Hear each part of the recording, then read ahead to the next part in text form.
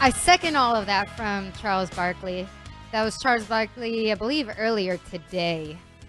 Ripped that from ESPN and talking about how Steve Kerr has mismanaged USA basketball, particularly against Serbia. I don't know. It's like for some reason Serbia is Jayson Tatum's kryptonite and he can't even rip off his warm-ups and touch the court when they're out there because the scrubs who play in some Moscow league are going to just like break them. I mean, I don't get it. I know Tyrese Halliburton was a DNP in that game too, but it's just galling when you're watching them play and it's a 95-91, like barely get by Serbia in the semifinals. You should be rolling over these teams. It's kind of amazing to me. We spent the first, almost 2 hours of the show talking quite a bit about how Drake May should have played more last night. He still played a lot more than Jayson Tatum did for the Olympic team. I mean, it's nuts to me. And just look at it. He's a better player than Tyrese Halliburton. He's a better player than Devin Booker. He's a better player than he's a better player than Anthony Davis. And I know it's a different position, but like they're putting these guys, he's a better player than Derek White. He's a better player than Jrue Holiday. And how about all the threes that Serbia was hitting yesterday? You know what would have been great to do, Mego? Have a defense that you could switch everyone and play a bunch of man. You know who can do that at all five positions? Any Celtic? Jayson Tatum. But yes, Jayson Tatum. I mean, they built their defensive structure off switching. If there's going to be a guy that can do it, it's Tatum. And for Kerr to sit him down, I mean, I didn't even agree with him sitting Halliburton the whole time, but like to sit down Tatum, 3 years in a row, first team All-NBA, who, by the way, when he's played in the Olympics, has played well in the NBA Finals. He was the second leading scorer on the last gold medal team 4 years ago. Played well in the NBA Finals right before this, and yet you're not going to play him at all. Like it just, and you're down 17, and you're not thinking, oh, maybe I'll go to this guy so we'll get a spark of some sort, or we'll play better defensively to come back from a 17-point deficit. I mean, Kerr is very lucky they won that game yesterday because we're talking about Tatum. A lot of people are talking about Tatum. If they had lost that game, everybody in the basketball world would be talking about Kerr and Tatum. I think they're already talking about it again. Look, it was a huge headline the first game when he DNP'd Tatum, and now he does it again. The first time he says he feels like an idiot, but now he just looks stubborn, like he doubled down on this lineup that he's rolling out there. And it's just the classic Steve Kerr of Stephen Curry saved his butt again. He really that's believes really this, what too. happened last night. Like, he really believes this. Because anyway, you could talk me into, Mego, when he sat that first game, maybe it's some subtle punishment because he was a couple days later in Vegas and everyone else. Maybe they felt he needed a little extra rest because of the long NBA Finals and the travel and all that. Like, you maybe could have talked me into that. But now for him to do it a second time against the same opponent, he really believes this is fine and it's okay for Team USA.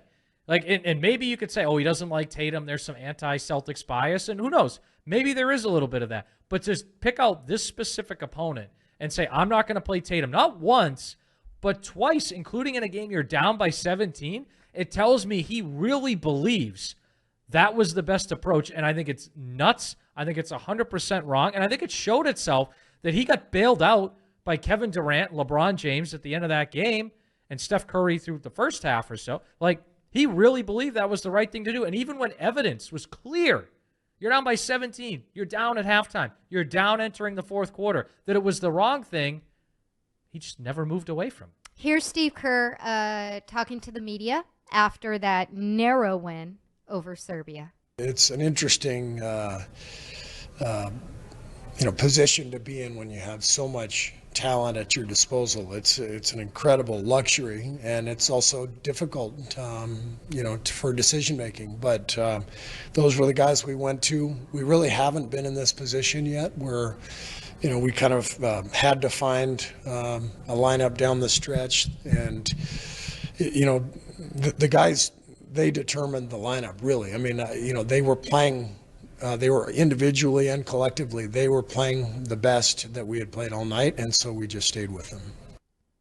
I know he's talking about game specific there, like why, he has Embiid out there at different points, but the guys determined the lineup. That's a pretty big slap in the face to Jayson Tatum, in my opinion. Let's go to the phones. Let's go to two please. Let's go to Greg in Rhode Island. Greg, you want to talk about Jayson Tatum? Yeah. First of all, I do disagree with that he should play over Derek White, because Derek White is a phenomenal role player. He gives you the defense. He facilitates. So I think Derek White definitely needs to be out there. I don't think Devin Booker needs to be out there, though. Devin Booker, he doesn't give you anything defensively. And offensively, he can't do anything that Tatum does better. Like, Tatum's just better offensively. He's bigger. He's more physical. He fits that Olympic style of play. If you're going to DMP anyone, it should be Booker.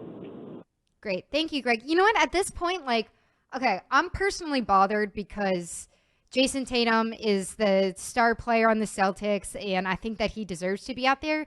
But in a bigger picture perspective, I'm just bothered by Kerr at this point. The way that he's treating this lineup is just so obnoxious. It's like he really thinks that he's exercising so much influence over the game by saying like, oh no, only 10 guys can play. It's a 40-minute game, and it's so different, the international game versus what you'd see in the NBA. And it's like, dude, this has never been an issue before. You're the only guy that is making this an issue, and you're probably making it tougher for your team with the chemistry among the players, be it Jayson Tatum or Joel Embiid, who both have handled this pretty well game to game when they've been DNP'd. Like, you're complicating this. You have the best players in the world other than Jokic, and Jokic wasn't even the guy who was the leading scorer for much of the game yesterday. Like, you're making it harder than it has to be, Steve Kerr, and you look like a jerk while you're doing it. Like, USA basketball, I don't know. They're just shooting themselves in the foot in this entire Olympic process, in my opinion. And it's one thing to say, oh, I can't play everybody. I can't play 11 guys. You're going to really sit there and believably say Jayson Tatum's not one of the best 10 guys? Like, if you want to tell me, hey, Tyrese Halliburton was that 11th guy, Devin Booker was that 11th guy, even on maybe a night or two, Drew Holiday was that 11th guy. So, okay, right? I can buy that. And I know, to the caller's point, Derek White and Drew Holiday, the role's a little bit different, especially from the guard position. I get it, but you cannot seriously tell anyone that watches basketball that Jayson Tatum is not one of the best 10 guys on Team USA. He's one of the best 10 players in the entire planet Earth, let alone on Team USA. It's just nuts to me. They make a big show about bringing Kevin Durant off the bench. Jayson Tatum over the past year, and Durant was great last year. I mean, you can make the case Tatum is just as good, if not better, than him over the last couple of years, especially what we saw in that play. Yeah, especially when they're head to head. He showed himself that a couple years ago in the playoffs against the Nets. 617-779-7937. If you want to weigh in on your feelings about Jayson Tatum getting benched in another Olympic game, they compete for the gold medal on Saturday against France. I believe that game's at about 3:30.